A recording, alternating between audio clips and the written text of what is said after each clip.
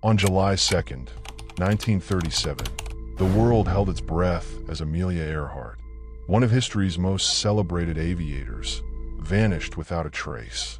Her plane disappeared over the Pacific Ocean, sparking one of the greatest mysteries of the 20th century. What really happened to Amelia Earhart?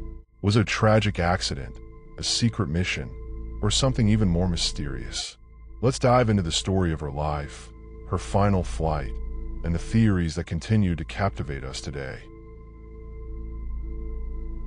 Amelia Earhart was born on July 24, 1897, in Atchison, Kansas.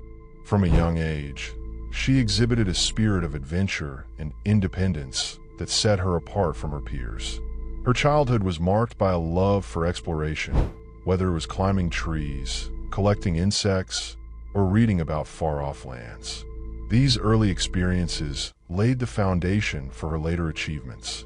Her first encounter with an airplane occurred at the age of 10, during a visit to the Iowa State Fair.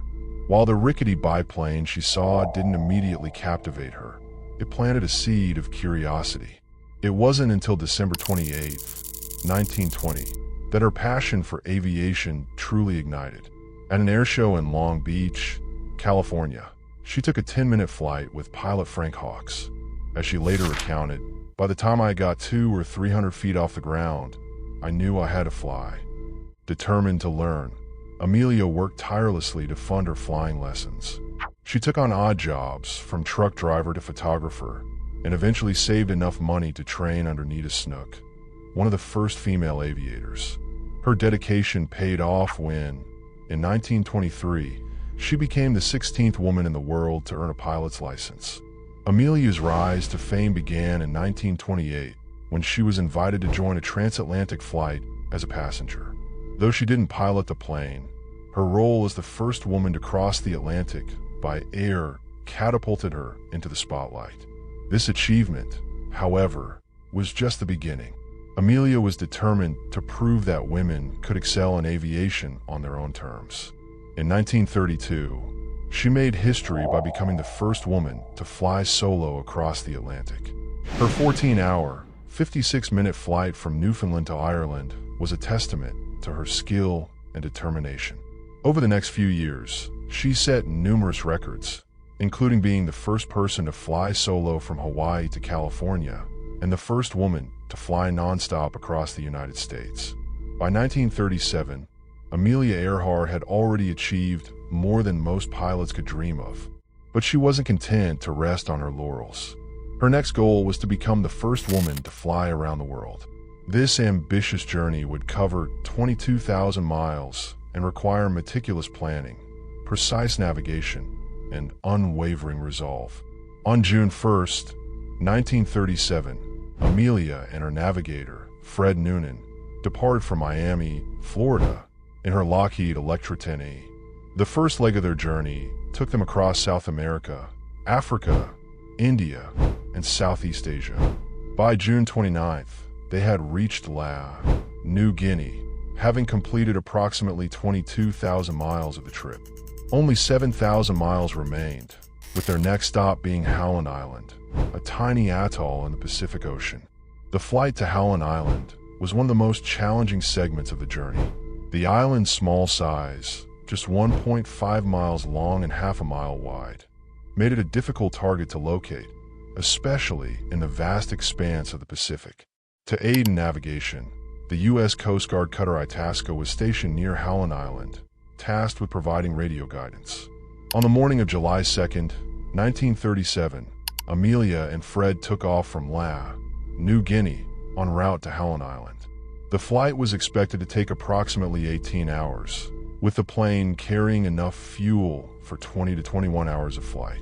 As they approached Howland Island, communication with the Itasca became increasingly problematic. Amelia's voice crackled over the radio, reporting cloudy weather and difficulty locating the island. Her final confirmed transmission, at 8:43 a.m., was both haunting and cryptic. "We are on the line 157 to 337. We are running north and south." After that, silence. The Itasca and other search vessels immediately began scouring the area, but no trace of the plane or its occupants was found. The U.S. Navy launched an extensive search operation, covering over 250,000 square miles of ocean. Despite their efforts, the fate of Amelia Earhart and Fred Noonan remained a mystery.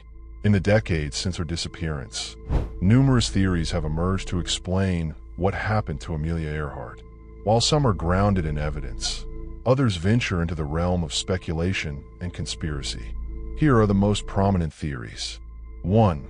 Crash and sink theory. The most widely accepted explanation is that Amelia's plane ran out of fuel and crashed into the Pacific Ocean.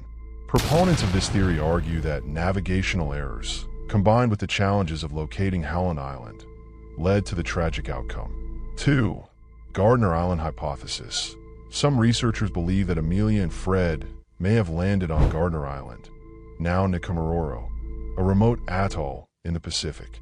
Artifacts such as a piece of aircraft aluminum, a woman's shoe, and human bones have been discovered on the island, though none have been definitively linked to Earhart. 3. Japanese capture theory. A more controversial theory suggests that Amelia and Fred were captured by the Japanese military, who controlled parts of the Pacific at the time. Some speculate that they were executed or held as prisoners, while others claim that Amelia assumed a new identity under government secrecy. 4. Spy mission gone wrong. Another theory posits that Amelia's flight was a cover for a U.S. government spy mission.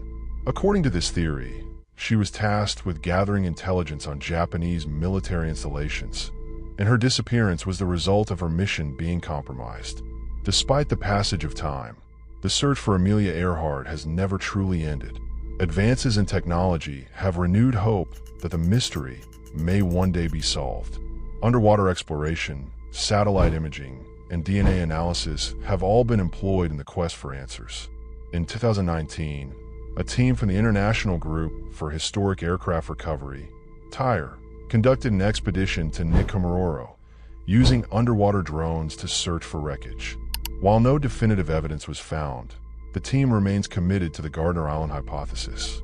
Similarly, in 2021, a deep-sea exploration company announced plans to search the waters around Howland Island using state-of-the-art sonar technology. Though the project is still ongoing, it represents the latest chapter in the enduring quest to uncover the truth. Amelia Earhart's disappearance may remain unsolved, but her legacy endures. She was a pioneer who shattered gender barriers and inspired countless women to pursue careers in aviation and beyond. Her courage, determination, and unwavering belief in equality continue to resonate today. In addition to her aviation achievements, Amelia was a passionate advocate for women's rights. She co-founded the 99s, an organization dedicated to supporting female pilots, and used her platform to promote gender equality in all fields. The mystery of Amelia Earhart's disappearance has captivated the world for over 8 decades. While we may never know the full truth, her story serves as a reminder of the power of human curiosity and the enduring allure of the unknown. As technology continues to advance, there is hope that one day, the final chapter of Amelia Earhart's story will be written. What do you think happened to Amelia Earhart? Could new discoveries finally unravel this century-old mystery? Share your thoughts and join the conversation as we continue to explore one of history's greatest enigmas.